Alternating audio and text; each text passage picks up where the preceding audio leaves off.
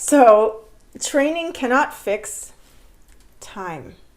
By that I mean, if you have something new that you're rolling out to your teams, sure, you can give them all the information on how to use it, but there's a muscle memory component to using a new system. That's why when we type, we don't need to look at the keys every single time, because muscle memory.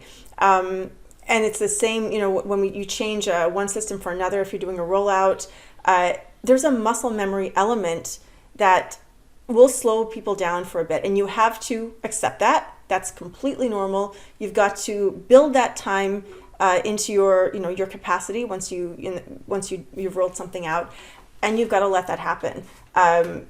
You can't just throw training at it, because it's not going to fix it. They need time. They need to drill. They need practice. That's what makes muscle memory so powerful, and you've got to let that happen.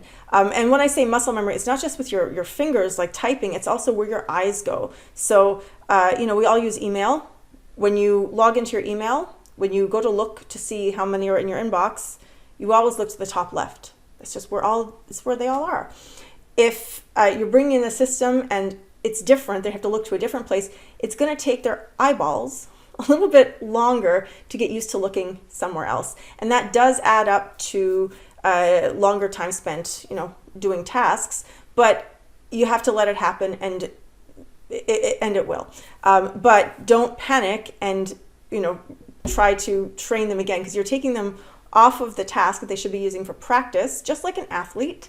And then just don't do that.